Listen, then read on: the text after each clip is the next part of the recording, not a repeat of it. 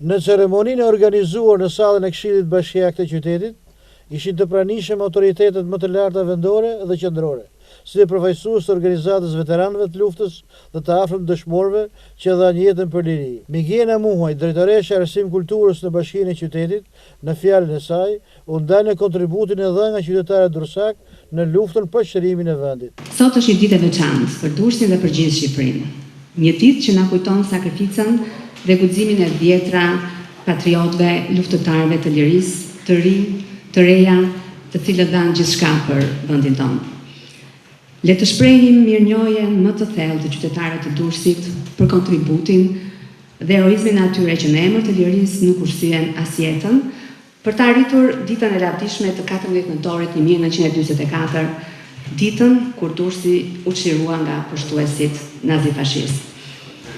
Ishte pikërisht në këtë qytet ku nisi të shkruaj me gjatë historia e lavdishme e luftës antifashiste nacional shqiptare,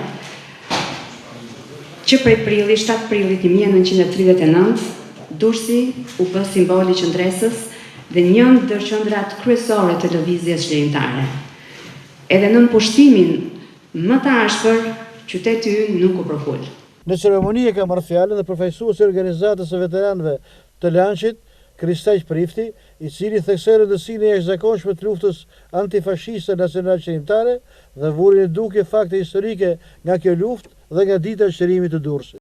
Qyteti Durrësi ka disa veçori të luftës së tij që nuk e kanë të tjerë.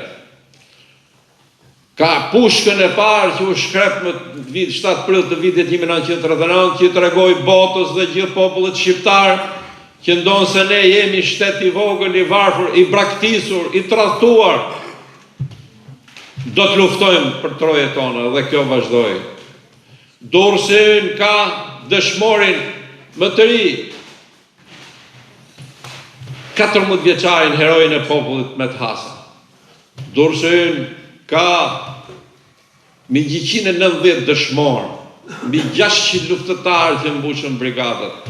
Durrësi shënon qytetin ku u bë rezistenca e parë armatosur në Europë kundër forcave pushtuese fashiste dhe ku organizua dhe qeta e parë antifashiste nacional qërimtare në Europë, qeta e Pezës.